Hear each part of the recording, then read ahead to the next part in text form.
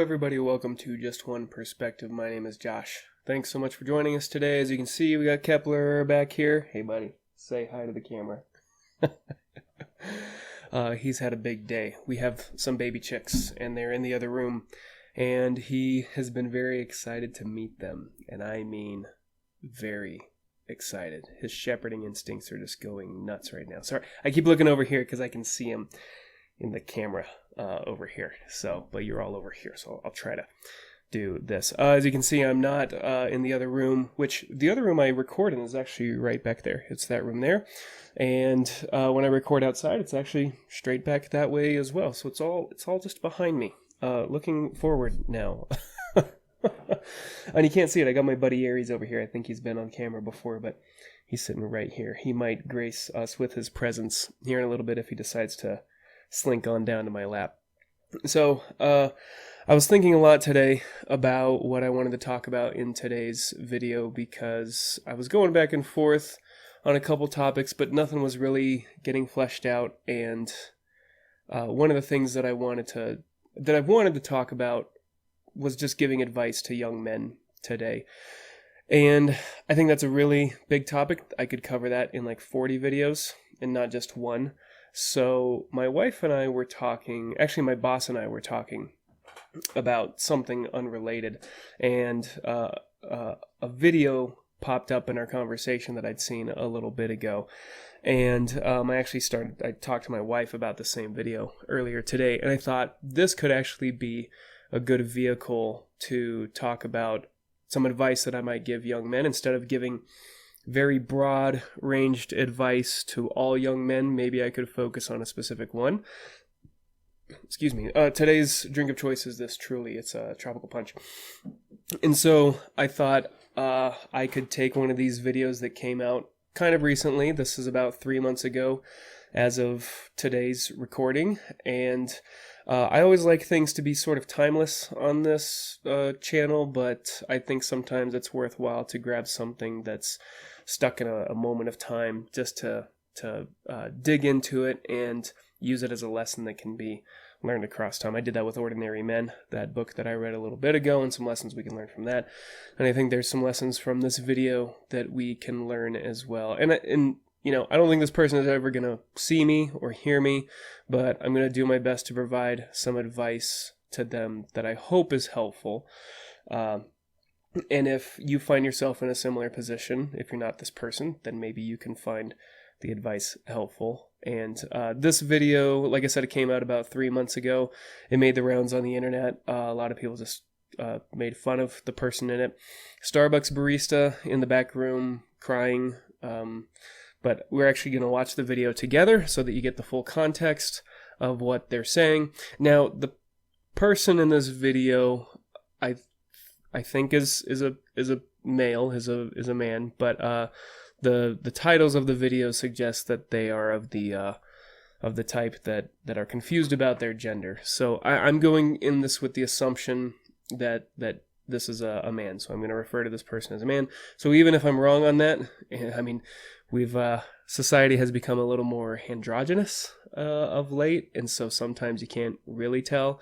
But for the purposes of this video, let's assume this person is a man, and I am going to, or is male at least, I'm going to put on my glasses because I'm old, so I can actually see what I'm doing here, because I'm going to switch this. Oh man, look at my beard. Now I can see it in its full 1080p glory. Okay. We are going to watch this video. So you may have already seen this. Hopefully I have more to offer or something different to offer than what you may have already seen. Okay, here we go. It's only 2 minutes and 17 seconds. We'll watch it together. People wonder why we need a union at Starbucks, and I am literally about to quit. Like, I don't know if I'm going to do it, but like, I really want to. I almost walked out today, and I'm crying in the back room right now, and I almost cried on the floor. It's just, I'm like a full-time student. I get scheduled for 25 hours a week, and on weekends they schedule me the entire day, open to close. I'm on the schedule for 8.5 hours, both Saturday and Sunday. I'm like, 3.5 hours into my shift. There's so many customers, and we have 4 people on the floor all day. Only 5 people were put on the schedule, and somebody had to call out. And there are 4 people running the whole store, and there's so many customers, and there's possibly scheduled 5 people. We only have 13 people employed at this store, and there's so many customers. And they're good. We don't have fair scheduling. Managers don't care about us. Our manager was supposed to come in this weekend, and he took himself off the schedule, so he wouldn't be able to be held accountable for calling out. He just literally tore down the schedule that he was scheduled on and put up a new schedule where he wasn't on the schedule. Also, he couldn't have even seen that he was scheduled in the first place because he didn't want to be held accountable for not wanting to come in. They don't want to help us. We need a union because this can't happen. This can't happen. We need fair scheduling. We need managers to hold themselves accountable for helping their workers. They refuse to turn mobile orders off. We need the liberty to be able to do that because there's so many mobile orders and I need to get through all of them. And then people are yelling at me because I don't have their orders ready and they don't know what to do. I can't do it. And a customer was misgendering me today, like really badly. I didn't have their order ready. And so they were just like talking to each other and they're like, she's clearly incompetent. I have a full mustache and beard. What the I don't get a... I'm gonna have to bleep that part out. Sorry. So, I mean, it's easy to just watch this and just immediately start wanting to laugh or point and laugh or criticize the person, make fun of them. And to be honest, most of the other videos out here that I've seen, when I searched for this, that's what most of them are doing. But I'm going to take a little bit of a right turn because that's just the easy way. And this person is clearly suffering, right? And not just because they can't handle their workload. They clearly, the main problem here is a lack of mental resilience. Notice what he did. And again, I'm just going to go with he. Notice what he did. Everything going wrong has nothing to do with him. There's too many customers. Our boss took down the schedule. A customer called me the wrong name. Nothing. And what is he doing? He's sitting in the back. He's hiding from all of it. And people are yelling at him because he's getting orders wrong. But never once does he think that he's capable of actually rising to the occasion and fulfilling those customers' orders and making those customers happy. Excuse me. There's not once does he stop to think about, okay, what do I need to do to make this happen? What do I need to do to rise to the occasion and get all of these things done and be able to go home and say that I've done a good job and I'm proud of my work despite all the hardships. Not once. He's coming back into the back room and crying and blaming everything else. And on top of it, he's making a video and sending it out for some validation. And he's got an idea about a union or whatever. And Zach, stop sending me texts. And he's got an idea about a union which he thinks will fix things, but I guarantee you that's not going to fix anything. In fact, it'll make everything worse for him and everybody else around him. But he's not shouldering any responsibility. It's almost like he has a stunted worldview, that his expectations of everything is that it should be easy on him, that he should be able to come in and just fulfill like 3 orders every hour or something. I don't know exactly what he's thinking, but he clearly thinks that it just shouldn't be this hard, right? And I can easily compare, it's not hard for me to understand what he's going through. When I was like 19, 20, I was working at a McDonald's in a rural town that was the crossroads of like 5 highways that would get swamped with rush. I mean, that's the only place to eat in miles. Well, there's other restaurants in this small town, but there's only like 5 of them. So you have your choice of like McDonald's, Arby's, a Pizza Hut, and Love's Truck Stop, right? And that's it. And so when lunchtime would roll around, didn't matter what day, Saturdays and Sundays were worse, but it didn't matter what day, we would get swamped. And then don't even start me on when a bus would come in at the same time, and we would just be like, okay, what kind of bus is it? Oh my God, we've got football players and they look hungry. Drop the fries, drop the fries. So that was tough. And I was only 19 or 20. And say what you will about those kind of jobs. Yeah, they're hard. They're not easy, and you don't get paid super well. But it's also because anybody can do those jobs. Again, I'm not trying to say anything bad or poor about them. They're good jobs to start out on, and sometimes you can make a career out of them. But what I did see was the managers of the place, the restaurant managers. They would just be like, "Here's what we got to do. Let's do it, and let's crank these orders out. And okay, now we're through the lunch rush, and it's time to clean up a little bit." And none of us complained, none of us worried about it, and there were plenty of times we were understaffed. Now, I'm not telling you that so that I can compare myself to this person and say, wow, look how much better I am, and I weathered the storm, and they clearly can't, and I'm better. That's not the intent here. The intent is to demonstrate it. There's also a difference in our culture today, right? He has actually learned that doing this that he's done, recording a video of himself and putting it out on the internet, actually works. When I was working at that McDonald's, there was no internet, or at least not the same way it is today. You complained to your friends and family and your coworkers, and that was it. You didn't really have this opportunity to put it out there to see what everybody thought and everybody said, and get a bunch of people, random anonymous strangers on your side to complain with you or anything like that. You had to, if you wanted to build a coalition, you had to do it locally. But on the flip side, you also didn't accidentally embarrass yourself in front of millions of people in this manner either. So it had I guess that means there's two good reasons not to do something like this. But no, the point I'm trying to make is that without these escapes, we had to learn how to just work through it.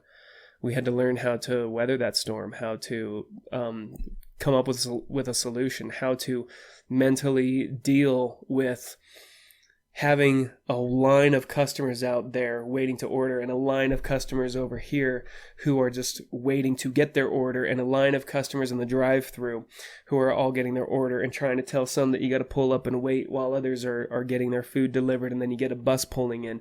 We had to figure that out. We had to just work through it. Even when we were understaffed, I remember closing one night, and we were about to close, and we had 5 minutes to go, and a bus pulled up. And I was a shift manager at the time, at the age of like 19 or 20 or something. And all the guys, like the two guys in the back in the kitchen, kind of looked at me and they're like, "Well, what are we gonna do?" And I was like, "We're gonna feed them, guys. Let's just get this done. Let's do it. There's 3 of us. There's 20 of them, but we gotta, let's do right by the company and by all those hungry football players out there." So, yeah, we just don't do that in our society today. We cater to the weak. We cater to weakness. We allow weakness a platform and give them strength in numbers. And maybe I shouldn't say them, but you do know what I mean. I mean, people embrace weakness, and you shouldn't. You should just shun weakness, because this is what you turn into. This guy who is... He is a victim of today's society that wants him to be weak, that wants him to be cowering in the corner, that wants him to give up so that they can swoop in and take everything from him, so that he's not a danger to, the powers that be that want to extract all the resources from him and want him cowering and kowtowing to them at every turn. It's actually quite sickening, and I'm disgusted by this behavior, but I'm also aware that he is a product of his environment. I think that if he met me, he probably wouldn't like me. But I also have high expectations, and I think people need to buck up and handle things to a certain extent. Everybody needs help at some point, but to completely embrace just being sort of this slobbering, wimpy mess. I mean, this little cry that he had, where is it? Hold on, I'm getting old. I need my glass. Actually, my prescription hasn't changed in like 20 years, so I should stop saying that. But let's see. And there are 4 people running all. Oh, that was it. Somebody had to call out. And there are 4 people running. There's so many customers, and we have 4 people on the floor all day. Right there. Did you hear that? Only 5 people were people on the floor all day. Only 5 people were put on the schedule. It's actually really sad. It's because it's so pathetic. So here's my advice to this guy. First of all, he's working a part-time job while going to school full-time. I would recommend rethinking that. When I was going to school full-time, I did work, but it was not even part-time. I'm not sure that that's even really feasible. It might be. You might be able to pull that off. But in his current state, he's not going to be able to handle that. So maybe a side job, maybe working as a TA or something. I wouldn't be surprised if he's in a liberal arts school, liberal arts college. I would say rethink that. Hell, I'd say rethink going to college at all right now, because you spend all this money and what do you got to show for it? This is what you get to show for it. So anyway, some small tangible things to think about. Okay, can you really spend the time doing a job right now if you're going to school full time? Okay, that's one. Something to think about. 2, hit the gym, bro. It's time to hit the gym. He looks soft. He looks weak. He evokes weakness. He can't. He's crying in the back of a Starbucks, and that whimper is so it's pitiful. And I'm not saying it to be mean. It's literally pitiful. It's such a pitiful, meek sounding cry, whimper, that, I mean, it sounds like a little puppy dog whose mom just left him or something. So get into the gym. The iron's not going to lie to you. Get into martial arts, jiu-jitsu, learn how to move your body, get some tone, get some muscle on that body, get the circulation moving, get your testosterone back up. Also get some male friends and hang out with them, right? Do some things together that are just good for you. Even if it's just hanging out. Don't find friends who you're just drinking and smoking pot all the time. It's not friendship. That's just passing the time with other people whose lives are just as meaningless as yours might be at the time. No, find some friends who will challenge you in good ways and help you become better people, a better person, and who want to do things with you, do interesting things with you, and things that are that align with things that you want to do. I would even say if you find people who just want to play video games with you, that's, as long as you're not just drinking and smoking the whole time. I mean, that's something too. Then at least you're doing something together. It's not the best, but I would say find some friends who really have your back.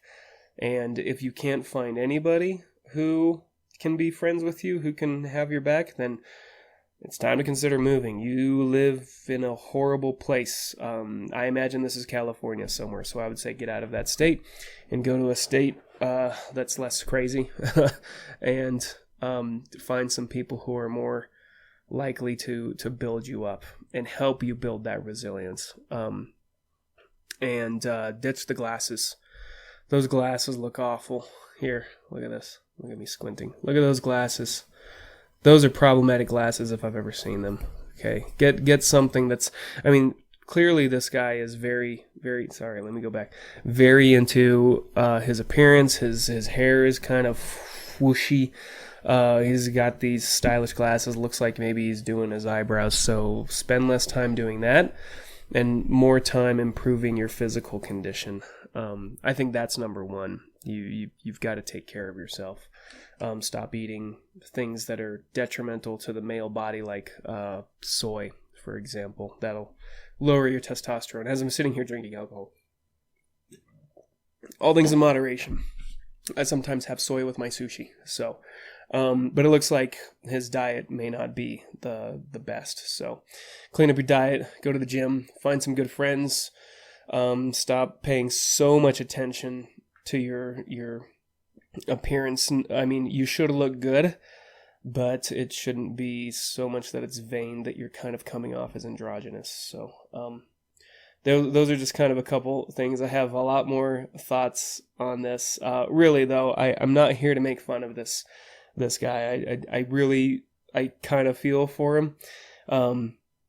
And I imagine that he's not the best person either outward. I bet that, I'm assuming, but based on this behavior, if you're weak like this, you don't know how to handle people. You don't know how to tell them exactly how you're feeling. You tend to lie more because you see being open with somebody else as confrontational and you can't handle it. So typically people who behave in this manner have some issues in handling or dealing with other people, and they can be a bit backstabbing and that kind of thing. Maybe this person is not any of that, so I don't want to just assume that, but something tells me that I'm right about that. So anyway, some things for that person to think about.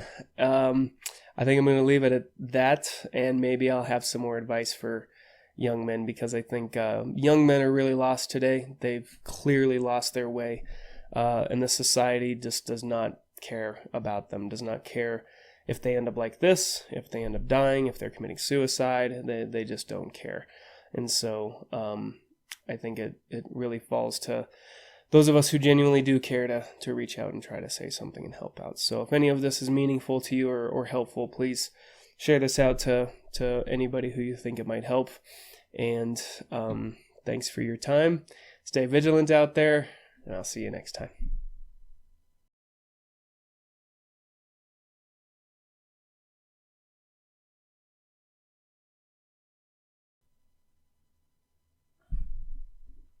Where's the damn button?